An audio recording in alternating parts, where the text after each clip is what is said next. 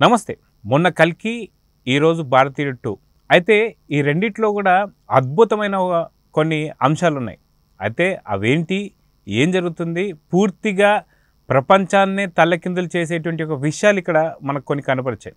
అవేంటి అనేది మనతో పాటు సీనియర్ జర్నలిస్ట్ హేమసుందర్ గారు ఉన్నారు. వారిని అడిగి తెలుసుకుందాం.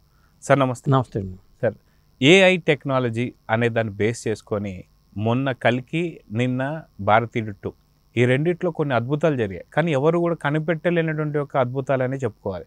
అసలు అద్భుతాలు ఏంటి, ఫ్యూచర్లో ఈ అద్భుతాల నుంచి ఇంకెన్ని అద్భుతాలు వస్తాయి అంటే మీరేం చెప్తారు? సినిమా రంగంలో ఆర్టిఫిషియల్ ఇంటెలిజెన్స్ అనేది ఒక విప్లవాత్మకమైన మార్పును తీసుకురాబోతుందంటంలో ఏమాత్రం ఆశ్చర్యం లేదు. ఎందుకంటే ఉదాహరణకి కల్కి సినిమా, భారతీయుడు 2 సినిమా, ఈ రెండు సినిమాలలో సంబంధించి కూడా ఒక ప్రత్యేకత ఉంది. కల్కి సినిమాలో అశ్వత్థామ పాత్రని అమితాబ్ బచ్చన్ చేశాడు. ఆ అమితాబ్ బచ్చన్కి మా తెలుగులో వాయిస్ చెప్పింది ఆర్సీఎం రాజు గారు. కానీ అది ఆర్సీఎం రాజు గారు అని ఎవరూ తెలియదు కూడా. ఆర్సీఎం రాజు గారు ఇంటర్వ్యూ ఇచ్చే వరకు కూడా అది ఆర్సీఎం రాజు గారి వాయిస్ అని ఎవరికి తెలియదు. దాన్ని ఆర్టిఫిషియల్ ఇంటెలిజెన్స్ టెక్నాలజీతో అమితాబ్ గళంలాగా మార్చారు. వాయిస్ తీసుకుని దాన్ని చేసి ఆర్టిఫిషియల్ ఇంటెలిజెన్స్తో మార్చేశారు. ఫేస్లే మారిపోతున్నప్పుడు గళం మార్చడంలో వింతే ఉంది. మనకి ఎవరికి కూడా అమితాబ్ డబ్బింగ్ చెప్పాడా, నేను కూడా అలాగే ఫీల్ అయ్యా. నాగశ్విను చేసిన ఒక ప్రయోగాన్ని అది ఖచ్చితంగా సక్సెస్ అని చెప్పాలి. అదొక అంశం. అయితే ఇక భారతీయుడు 2 సినిమాలో చనిపోయిన నటులు 3 ఉన్నారు. దాన్ని నెడుముడి వేడు అని అతను సిబిఐ ఆఫీసర్ కాబట్టి కమల్ని వెంటాడుతూ ఉంటాడు. భారతీయుడిని వెంటాడే పాత్ర. మరి 26 సంవత్సరాల క్రితం మరి కమల్ హాసన్తో పాటు ఆ విలన్ అతను పోలీస్ ఆఫీసర్గా నెడుముడి వేణు పోషించిన పాత్ర. అది ఈ సినిమాలో కనిపించేసరికి ముసలోడుగా నేనైతే అది ఆర్టిఫిషియల్ ఇంటెలిజెన్స్ అనేది అనుకోలే నేను. అంటే చనిపోయిన నటుల్ని కూడా బతికించవచ్చు అనేది. ఒకప్పుడు మనకి దివ్య భారతి చనిపోయిన తర్వాత ఆ క్లైమాక్స్లో తొలి ముద్దు ఏదో సినిమా, తొలి ముద్దు అనుకుంటా, తొలి ముద్దు సినిమాలో దివ్య భారతి చివరికి వచ్చిన తర్వాత ప్రశాంత్తో హీరో చివరికి వచ్చిన తర్వాత టైంలో దివ్య భారతి చనిపోయింది. ఆ టైంలో రమ్మని పెట్టేసి దివ్య భారతి లాగా మేనేజ్ చేశారు. అదే రోజులు ఏ టెక్నాలజీ ఉంటే దివ్య భారతిని మళ్ళీ రీప్లేస్ చేసి ఉండేవాళ్ళు. నాకు అర్థమవుతుంది. ఎందుకంటే 3 నటులు దీంట్లో చనిపోయినట్లు. అంటే వివేక్ బహుశా ముందు స్టార్టింగ్లో ఉండుండొచ్చు. 5 ఏళ్ల క్రితం కరోనాకి ముందే అనుకున్నారు కాబట్టి కరోనా టైంలో అది వెక్కడించి వివేక్ చనిపోవడం మనకు తెలిసిందే. కానీ వివేక్తో ముందు స్టార్టింగ్లో చేశారని తెలియదు. కానీ వివేక్ను కనిపించాడు, నెడుముడి వేణు ఉన్నాడు, మనోబాల ఉన్నాడు. 3 నటుల్ని ఆర్టిఫిషియల్ ఇంటెలిజెన్స్తో చేశారు. అది చూసిన వాళ్ళు ఎవరో కూడా వాళ్ళు కాదని ఎవరు అనుకోలే. కాబట్టి ఇక్కడ కూడా చనిపోయిన నటులు కూడా బతికించవచ్చు అనేది మాకు ప్రూవ్ అయిపోయింది ఈ కల్కి ఈ సినిమాతో. అయితే చనిపోయిన వారిని బతికించడం కావచ్చు, లేదా గణ నటులు ఎవరైతే ఉన్నారో అన్న ఎన్టీఆర్ గారు కావచ్చు, లేదంటే రేపొద్దున నాగేశ్వరరావు గారు కావచ్చు, వీళ్ళందరినీ కూడా తీసుకొచ్చే అవకాశం ఉందా అంటే ఏమంటారు? కళకు మరణం లేదండి, కళాకారులు కూడా మరణం లేదనుకోవాలి.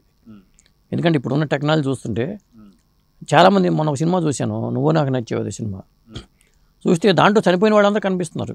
ఇతను చనిపోయాడు, ఆర్తి అగర్వాల్ చనిపోయింది, చంద్రమోహన్ చనిపోయాడు, ఇట్లా అనుకోవాల్సి వచ్చింది. అంటే కళాకారులకి మరణం లేదు అనుకోవాల్సి వస్తుంది.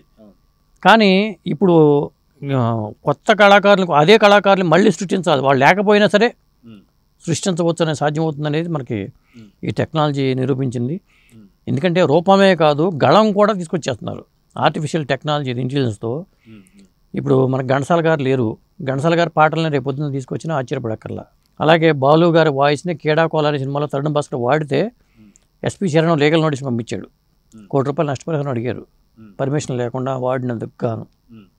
అది ఏమైందో తెలియదు. కానీ మొత్తానికి ఈ భవిష్యత్తులో సాధారణంగా ఈ మన ఎవరైతే కళాకారులు ఉన్నారో, అది గాయకులు కావచ్చు, నటులు కావచ్చు, ఎవరైనా కావచ్చు, వాళ్ళ ఆస్తిపాస్తులు పంచుకోవడమే కాదు, వాళ్ళ బాడీకి వాళ్ళ గళాలకు కూడా కాపీ రైట్స్ ఉంటాయి. బాడీ రైట్స్ అనుకోవాలి దీన్ని.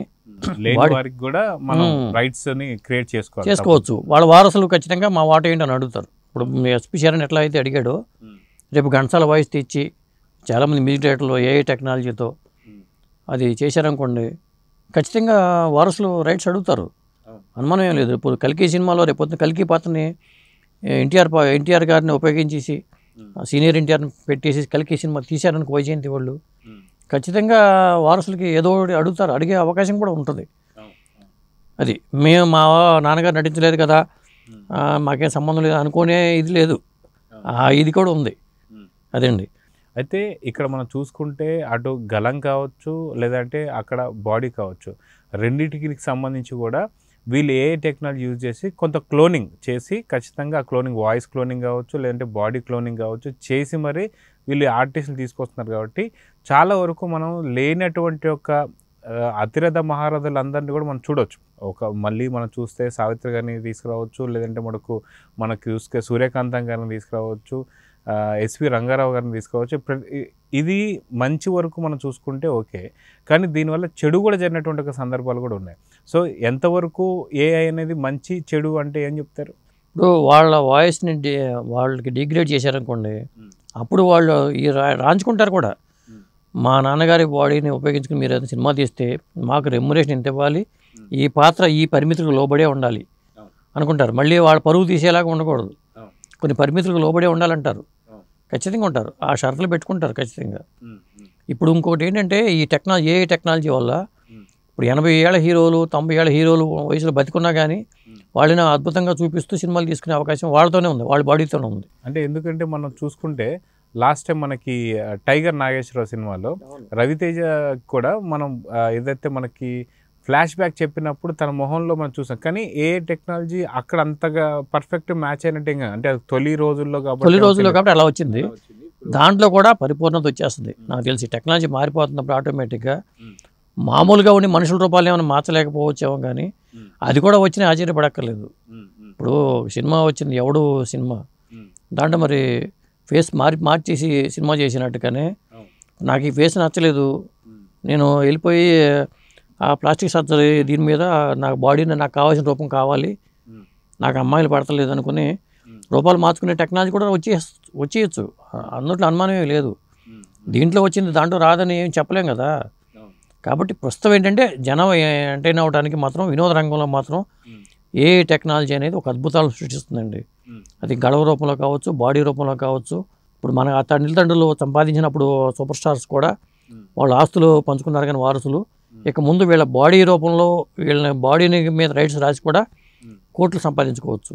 రజనీకాంత్ గారికి 250 రూపాయలు కోట్లు ఇస్తున్నారంటే ఆయన లేని తర్వాత కూడా ఆయన ఆ 250 కోట్లు ఇవ్వకపోయినా కనీసం 100 కోట్లన్నా అడుగుతారు వాళ్ళు.